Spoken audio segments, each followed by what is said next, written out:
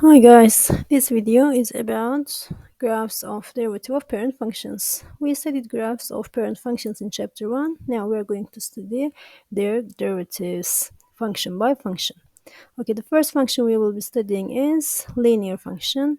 So for linear functions, their derivative is, if our function is x, it's 1. 1 is a constant function. So derivative of a linear function is constant function. We may have a positive linear, it's positive constant derivative. If there is negative linear, the derivative is negative constant. Quadratic functions. For quadratic functions, the power is 2, so when you take derivative, power becomes 1, so it becomes a linear function.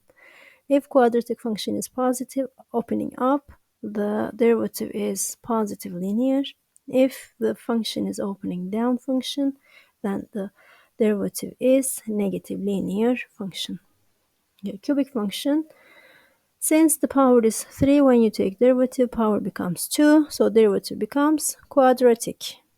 If the function is positive, then derivative also positive opening up. If the function is negative, derivative is negative x squared, so which opens down. All right. So for absolute value functions, remember it's not differentiable at the corner point. The function is not differentiable at 0, but it's differentiable everywhere else. How are we going to write the derivative? By writing it as piecewise. So write the function as piecewise first and take the derivative of each condition.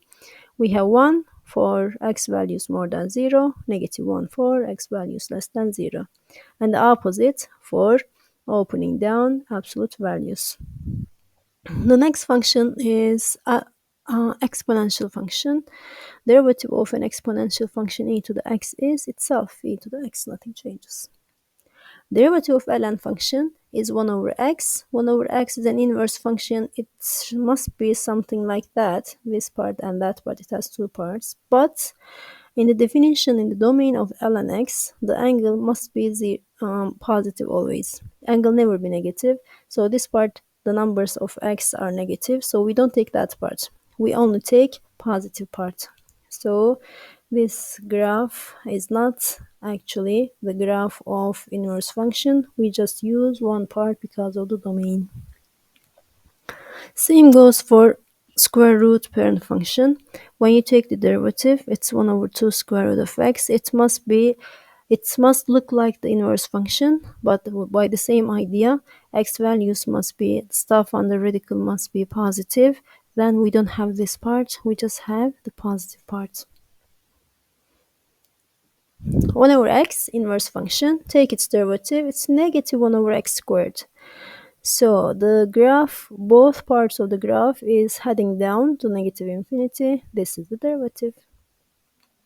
When we have a constant function, derivative of all constant functions are 0.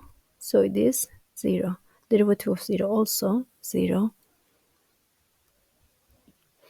Trigonometric functions, derivative of sine is cosine. Cosine is negative sine. What does negative sine mean?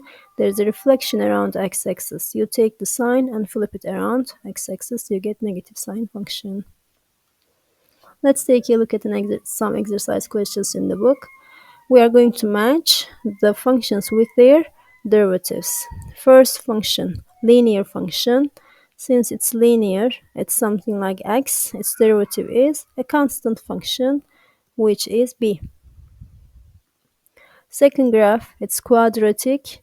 Its function has x squared, the power 2. So its derivative will be with power 1, which is linear.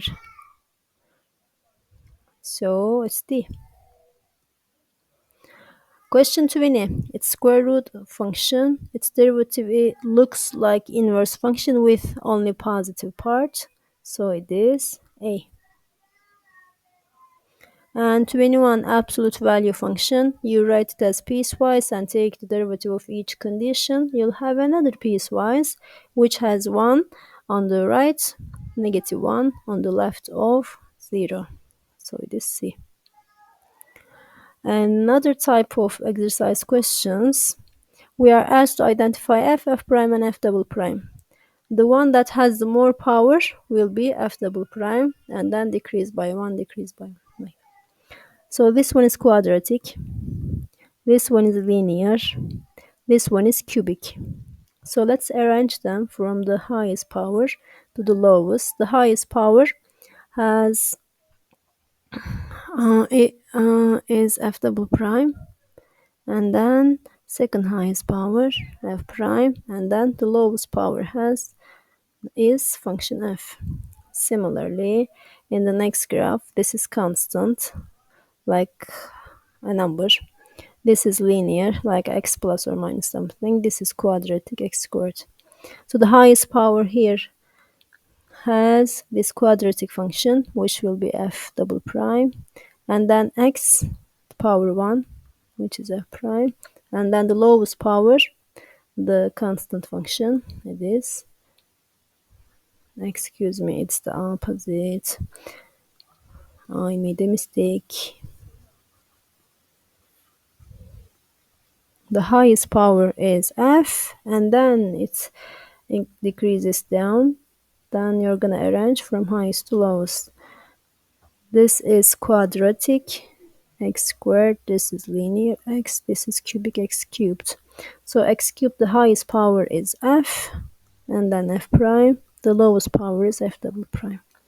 Next graph, constant function, linear function, quadratic function.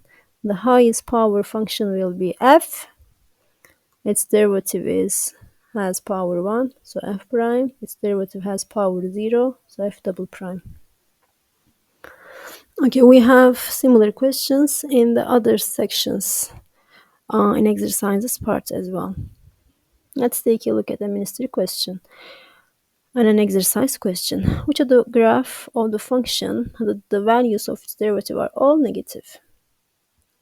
So let's start from the last option, option D. So when you look at the graph here, the slope, derivative means slope, right? So on the graph, we can treat this as slope. So slope should be always negative. Always negative. It shouldn't be positive, 0, negative. It shouldn't change. Slope should be constant. So slope being constant means the graph of the slope is the graph of the derivative is a constant function. If the derivative is a constant function, what will be the original function? The original function will be linear function then. But since it's negative, since the derivative is negative, then the constant function is negative constant function, and its derivative and the original function will be negative linear function, right? So that's what we are looking for in the options, which is option A. Why not B? Why not C? Why not D? When you look at D, there's positive slope, zero slope, and positive slope. So slopes are positive, 0, positive, and so on. It's not constant, it's not always negative. Look at option C, positive, here 0, here negative. So slope changes. It's not constant, it's not always negative. Option B, similarly, positive, here 0, here negative, here 0, here positive. So slope is changing at different points. We have different slopes. So it's not your answer either. Your answer must be A. It's always derivative is slope is always negative. One last question and I'll finish the lesson. So the figure on the right shows the curve of the function f prime. Find the function f which is passing through point origin. Okay, so when you look at the graph, I see a linear function. What kind of linear? It's decreasing from left to right. It's negative linear. If the derivative is negative linear, then original function is negative quadratic, right? We are looking for a negative quadratic function. Not B, not D. X makes x squared. X makes x squared. So they're positive quadratics. So we eliminate B and D. A and C. x minus x minus x squared, x minus x minus x squared. So our answer is either A or C. So the function should also pass through the origin. So which one is passing through the origin? You try them one by one. Passing through origin means when you substitute 0 for x, result should give you 0. 0 for x, do you have 0 as a result? 0 times 2, 0 plus 2, 2. No, you don't. We don't have 0, 0 here. What about C? 0 for x. 0 times 2, 0. Yes, we do have the point. The function is passing through 0, 0 in option C. So there is another way of solving this question. We can apply integration and stuff, but it is not necessary to solve this in such a complex way. This way is simpler. Logically, you can answer the question.